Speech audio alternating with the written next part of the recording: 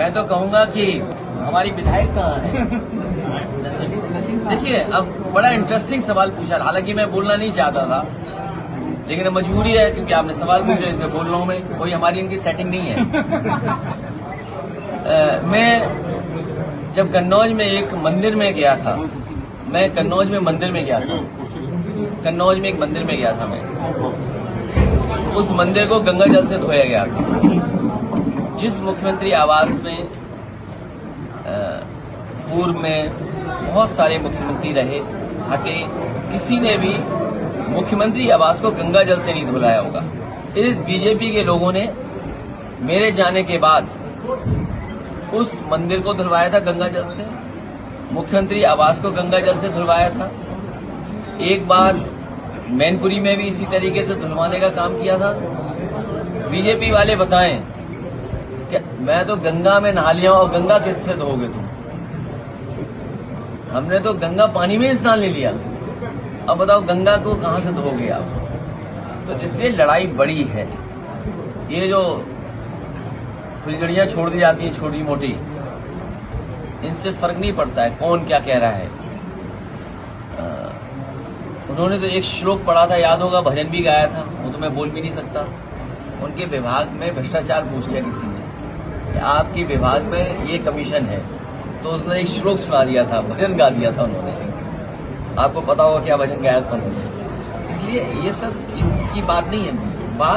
बड़ा सवाल ये है कि महाकुंभ में ये फेल हो गए, उस आयोजन में फेल हो गए, ट्रैफिक व्यवस्था में फेल हो गए, सफाई में फेल हो गए, पानी की गुणवत्ता में फेल हो गए। सेंट्रल बोर्ड, स्टेट बोर्ड लड़ रहा है आपस में बताने के लिए कौन सा पानी साफ है। मां गंगा को साफ नहीं कर पाए। जो लोग मर गए हैं उनको मदद नहीं कर रहे हैं। अभी तक संख्या नहीं बता पा रहे हैं कि लोगों की कितनों की जान गई, कितने परिवार खो गए हैं। लोग आ जा रहे हैं, उसमें एक्सीडेंट में जान जा रही है। श्रद्धालु तमाम लोग सड़कों के एक्सीडेंट में मर गए। इसकी क्या मदद करेगी सरकार? ये सरकार न केवल महा फेल हुई है, इस सरकार ने महा घपला भी किया है। इसलिए इसको कोई न कोई रास्ता ढूंढती है बाहर निकलने का। आप कंफ्यूज इसलिए मत होइए, पिछले 9 बजट ने पीडीए इसको कुछ दिया ही नहीं है, पीडीए को कुछ दिया ही नहीं।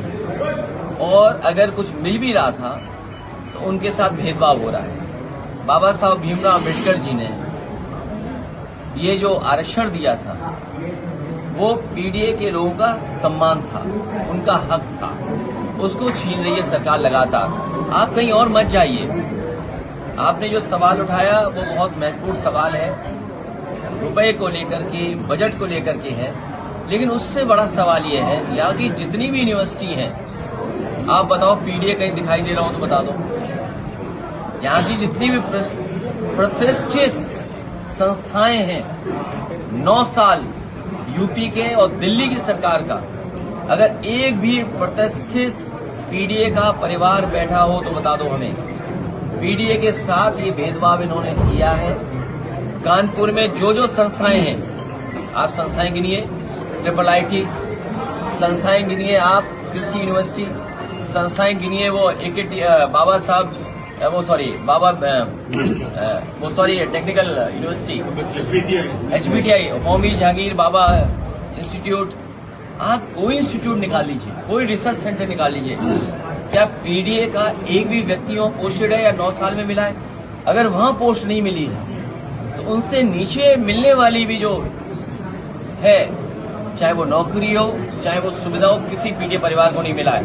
ये 400 करोड़ किसी के लिए उनका बजट कम करके अल्पसंख्यकों को देना, ये तो बहुत छोटा सवाल है। पीडीए के साथ जो भेदभाव हुआ उसकी आप कल्पना नहीं कर सकते। इसीलिए पीडीए के लोगों ने मन बनाया है, भारतीय जनता पार्टी को रिकॉर्ड सीटों से इस बार हराएंगे। इनकी जो एक विधानसभा में 420 हुई थी, पीडीए की जनता देख रही है, प्रेस के लोग भी देख रहे हैं कि जो 420 की थी, 403 में इनकी 420 नहीं चलेगी। एक सवाल और,